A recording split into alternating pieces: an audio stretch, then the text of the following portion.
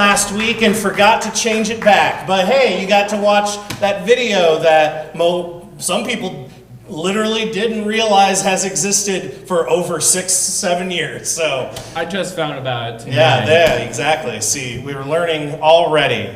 All right. Good evening, Grand Rapids, and welcome to NewsFlash. I'm your anchor, Brandon. And I'm your other anchor, Sean. And because it was prom weekend for many Michigan schools, so you were all probably avoiding every Applebee's, Denny's, IHOP, and B-Dubs. So we've got the world, national, and local news that you may have missed. So you're welcome, Grand Rapids. This is NewsFlash. Ding dong, our top story tonight. A lot's happened. In the last 100 days, the first 100 days of the notorious DJT's second term, so I think that's how I'm supposed to say that, DJT. So much so that Fox News has announced its own original game show, hosted by the picture you find in the dictionary under the word smug, Greg Gutfield, where a group of contestants who have been placed in isolation with no access to the news are going to have to guess which headlines from Trump's first 90 days are real and which are fake. Right. So, just setting aside that part of us really wants to be on this show just so that we don't have to hear any more nonsense from this guy, that would be awesome. But this is clearly just an opportunity to peddle some it's not so bad agenda to the viewers, and I know we shouldn't be feeding the trolls, but these trolls are so hungry, you guys. Look at this. Look at this guy. Holy shit. That's a real thing. Oh, I wear a lot of hats. That is the opposite of efficiency. Your job title is government efficiency. At least he apparently fired his co-chair, Vivek Ramaswamy. Nobody's seen that guy in months. Just kidding. He just announced his campaign for Ohio governor in next year's midterm. So, if you were all wondering if Ohio was going to start sucking less anytime soon, sorry. The Trump administration is currently selling Trump 2028 merchandise. Look at some of that. Oh, Bold of them to assume we're going to make it to 2028. Yeah. Or that he's going to. Seen those McDonald's meals? Trump also announced that he wants to charge Hollywood a 100% tariff on films not filmed in the U.S. So maybe this was just his way of pitching a new all-American Star Wars reboot trilogy. Yes, that is a real AI-generated image that was posted by the official White House account. Cool. Here's the thing, Donnie. We would love to film more movies here, but GOP kind of doesn't like that. Tricky Dick Snyder, all the way back in 2011, killed the Michigan film incentives. So we lost a whole bunch of movies, and you know that's just how it works when you take the tax incentives away.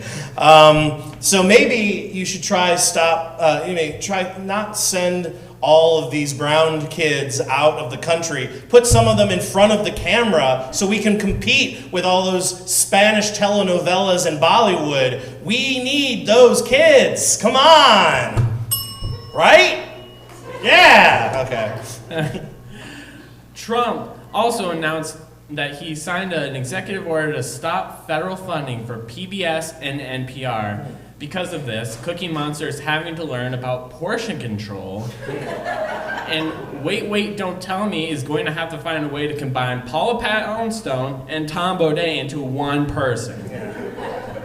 Maybe we'll have the technology someday.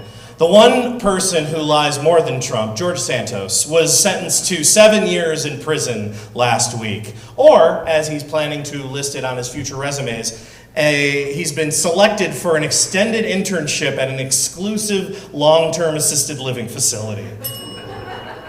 Mike Walls was let go in the wake of the Signalgate scandal, where he and Secretary of DUIs, Pete Hegseth, supposedly texted military information to Jeffrey Goldberg, editor-in-chief of The Atlantic. Not once, but twice.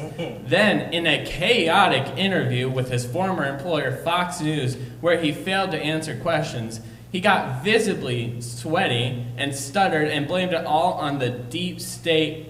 Pete Hegseth solidified his place in history as the most defensive Secretary of Defense. Look, Comedy Project, I'm not saying I haven't accidentally texted something I shouldn't have to the wrong group chat, but I am saying when I did it, I not only didn't get to keep my job at the Pentagon, I also got in some real trouble with my girlfriend, so. Just saying, it should be equal. So, today, as we all know, was Cinco de Mayo, or, as Trump is planning on calling it next year, the day we eat taco bowls for no reason whatsoever. Yeah, Trump is actually offering illegal immigrants $1,000 if they deport themselves voluntarily. Yes, yeah. All they have to do is download an app and fill out a form, which is 100% going to just send ICE to their house and no money. So, all I'm saying, maybe this year we should try to remember the true meaning of Cinco de Mayo, which is the people of Mexico rising up against a tyrannical empire led by a megalomaniac madman with a bit of a size complex. In Vatican news, thousands gathered in Rome to pay respects to Pope Francis, with over 90,000 visiting his tomb in just a few days. It's the biggest turnout since the Vatican opened a PF Change in St. Peter's Square.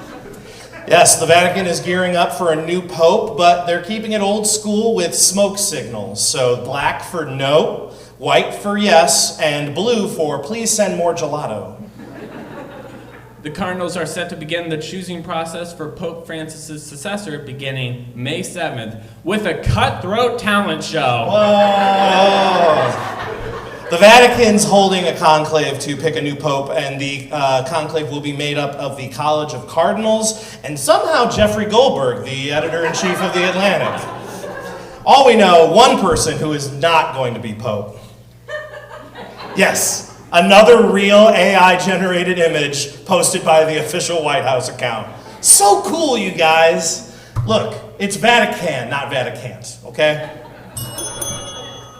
The Tony Award nominations are out, and once again, Tony Hawk got snubbed, which makes no sense because he's clearly the best Tony. I agree. I don't get it. Robbed. In space news, the oldest NASA astronaut, 70-year-old Don Petit, returned from the ISS to Kazakhstan looking a little ill. Some people noticed that the footage cut out at one point, leading to some conspiracies that maybe something was up and they're trying to hide something about his health that they don't want us to know, when in reality, dude was just nauseous and he threw up. That's it. They just decided not to film an old man puking in Kazakhstan. Reportedly, the cause of his illness was having to watch Katy Perry's post-space interview. Actually, a lot of jokes and light has been made lately about the aforementioned Perry. So here, with a full update and scoop, is NewsFlash correspondent and cultural historian HOJO! Thank you. Yeah, can I have my slideshow, please? This always happens. Are you guys having a good time? Yeah. How could you?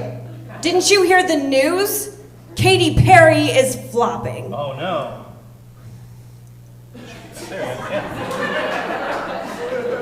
So, I am a millennial, as you can see from this picture here. You remember that, the Am I Emo page from 17 magazine in like 2002? So yeah, I'm a millennial. Boo! We don't like that. Yeah, boo. And also, much like you, inside of me is a bunch of wolves, right? That's how the saying goes. And one of them is a real basic bitch. So from time to time, I think about Katy Perry. We liked her. Yeah. I'm not immune to a girl with bangs. Sure. She made fun songs, and then she cut off her hair, and we hated that, and now she's cringe and terrible. But I thought that she was going to have a comeback, and it's because of this. So she wore this outfit, and I was like, oh, she's out at a fashion show. She's wearing like ripped up tights and a fur coat, and she's got her tits out. This is art. There's some art about to occur here. Love it. Can't wait. And then she did this. She made this video, which was, do you guys remember this video? No one watched it. It was for her new song, and it was very like 4 waves of feminist to go.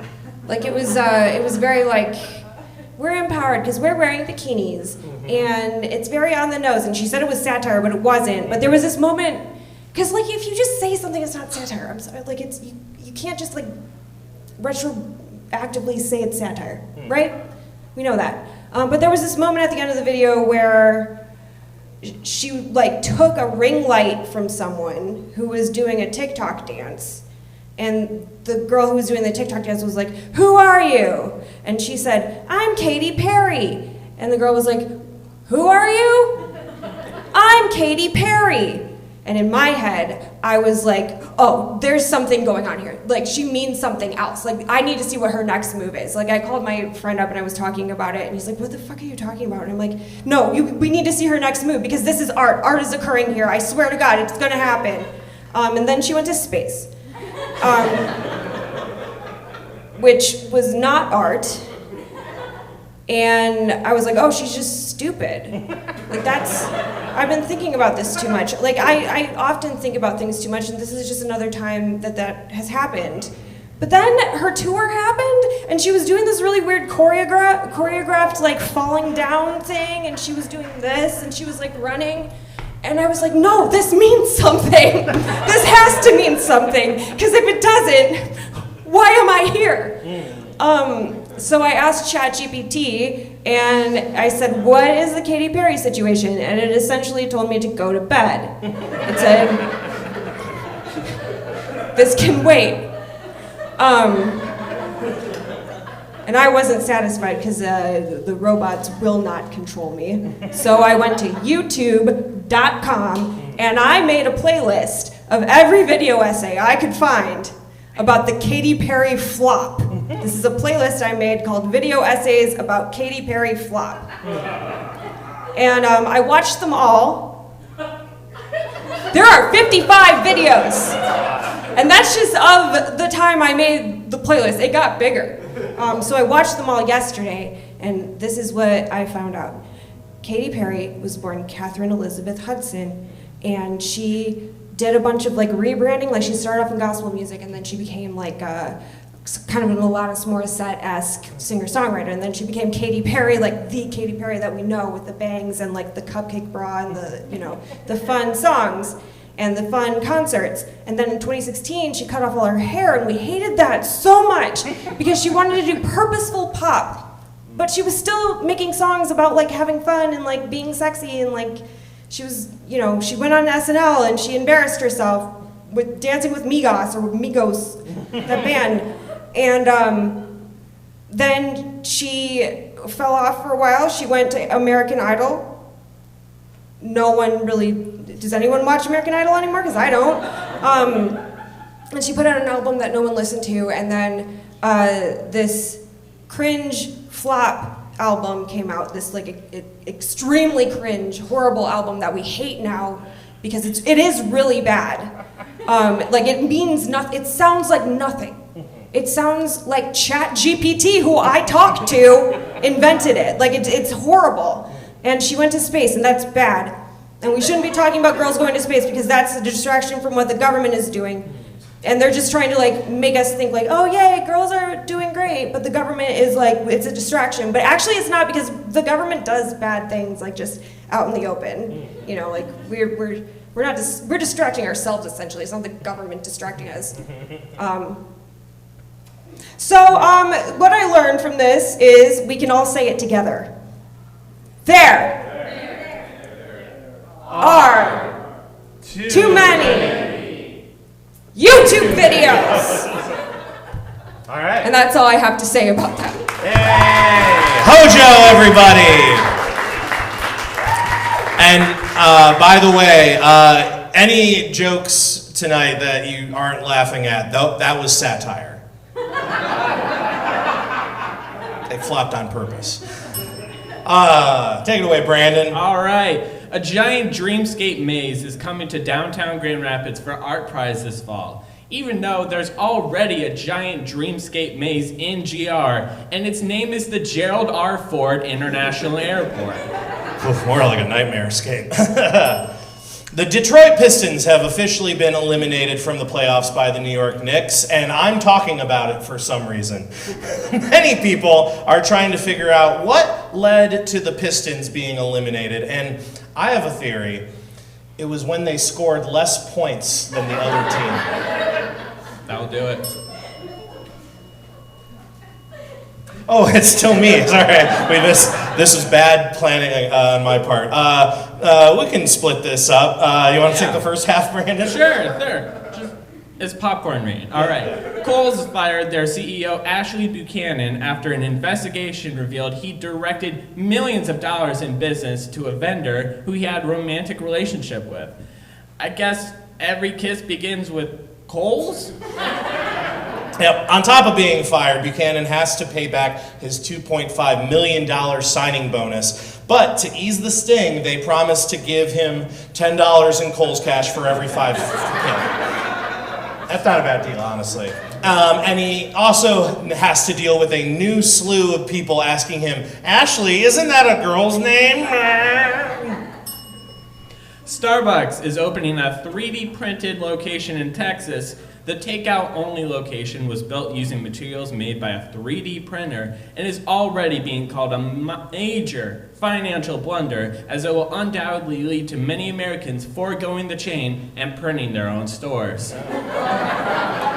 Dunkin' Donuts is rumored to be following suit, but they still have not yet cracked the code on how to get the jelly inside the plastic donuts yet. And Big B misunderstood completely and 2D printed a store. Very different, very different.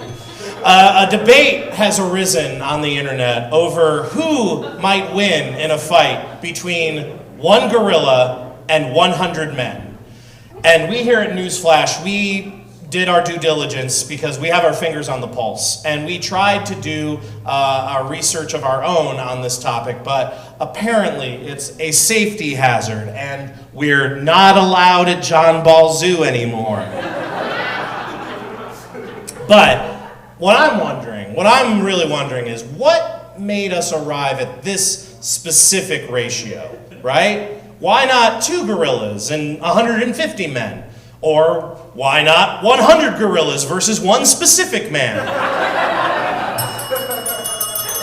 That's it for NewsFlash, and in calm news tonight, we've got the return of the Show Game Show, hosted by Rapid Fire's John Donovan, with special guest contestants Alec Gomez, Keely Laverne, Logan Verlin, and Nick Milbratz. We also have stand-up from Alistair Watt, Courtney Garrett, Daniel May, Daniel Phelps, 2 Daniels, Donovan Tesson, Matt Terburgh, and Tim Russ. Plus some videos from Brandon Sams. Ooh. We also have 3 lucky Powerball winners tonight. 3 lucky winners. Let's see the first one. Mark Stewart. Drum roll, please. Yes. Erik Bauer. Hey! Virginia Asengruber. Yeah! So, Mark, you're right there in the front row. We're going to just hop it to you right after NewsFlash, so be ready. Okay, we'll get to the other 2 after that. And we would like to thank tonight's NewsFlash contributors, and if you want to see your name up there, you could enter in an email with the subject line, NewsFlash Tips, to comedyoutletmondays@gmail.com. Follow Comedy Outlet Mondays on Facebook, YouTube, and Instagram, where you can re-watch videos from past shows, get the lineups for future shows, fill out the submission form to get on stage, or learn more ways to get involved. Yep, and if that's not enough for you, if you can't just wait, you can hop up on stage at the end of this show for our free open improv jam, or just hang out and watch other people do that if you want more free show. It's up to you. It's up to you guys. And now, Grand Rapids, you're welcome. Newsflash, this is Comedy Outlet Monday!